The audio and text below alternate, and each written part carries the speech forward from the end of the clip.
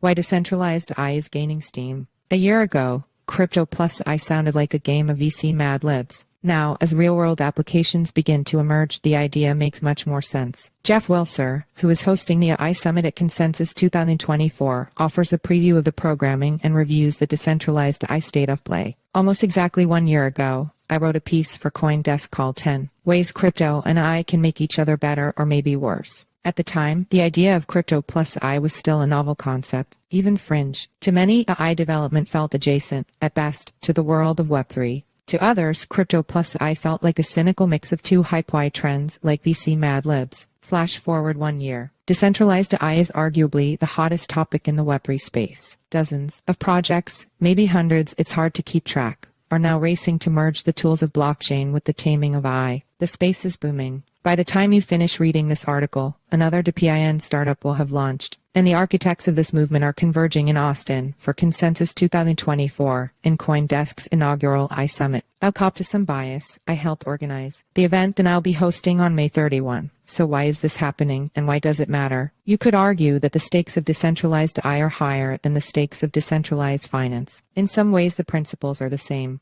Satoshi Nakamoto was wary of centralized financial institutions that acted badly and jeopardized people's money. As AI becomes a greater part of our lives, and that feels inevitable, it will have the power to shape how we see the world, how we interact with the world, and how we present to the world. It could shape how we think. Should this be controlled by the billionaire du jour? Let's look at two concrete examples, one that's straightforward and one that's chilling. The next frontier of general AI is likely the rise of AI agents, which can do things like book your flight, pay your phone bill, or invest your money in stocks. Hey Siri, go ahead and put $1,000 in the S&P.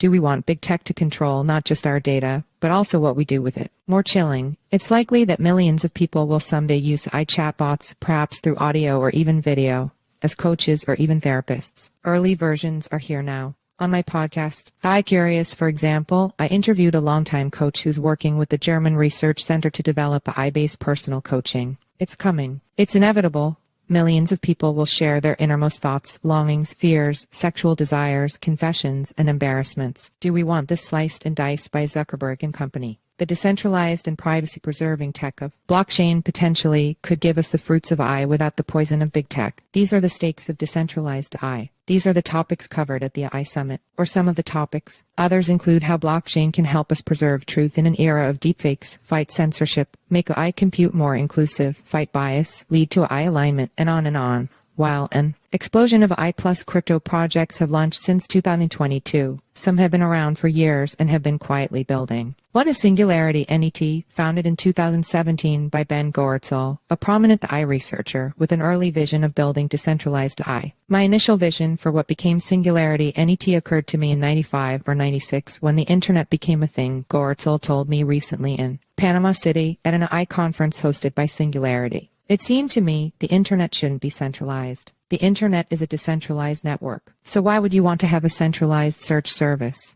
The seeds of this idea included AI, which he has studied since the 80s, and Goertzel has the receipts, a 2001 book creating internet intelligence that fuses all these concepts. Goertzel will share his thoughts on how to actually pull off this vision at the AI Summit, along with other pioneers trying to hammer out the plumbing, pipes, and protocols of decentralized AI. That brings us to DePIN, or Decentralized Physical Infrastructure Networks, where communities of token holders are incentivized to participate in building online services. Jensen, for example, is building a decentralized network that will let the untapped computing power from individual users like you and me be harnessed for the training of AI data, a la Filecoin for cloud storage. We're kind of running out of places to build enormous data centers, Jensen's company founder Ben Fielding told me last year, before this became a trendy topic. If Jensen pulls this off, says Fielding, you don't just have one big data center. Now you have every data center on the planet. Fielding will also be taking the stage at the AI Summit, along with the heads of DePIN projects EOTX and Grass.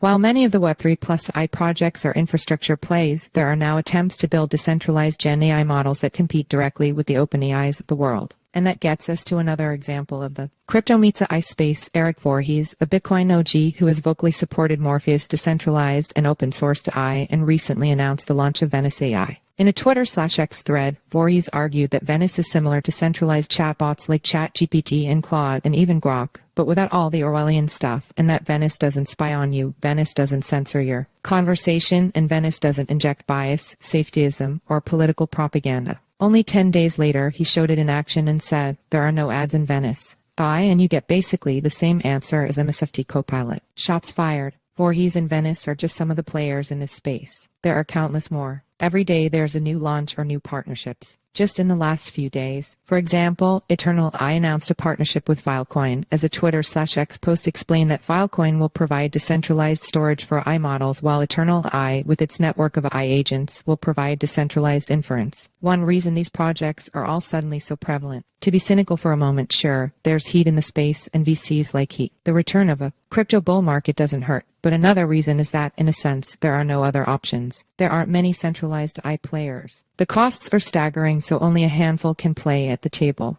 The power concentration of AI is getting worse, not better, says Nathaniel Whittemore, aka NLW, host of the AI Daily Brief and founder of Super.AI, who's hosting an AI town hall at Consensus. And greater concentration leads to more of a feeling of a need for decentralized approaches. None of this will happen overnight. In some ways, it's all still a long shot. We need the smartest people in the space to collaborate, argue, and swap ideas and inspiration. We need an AI summit,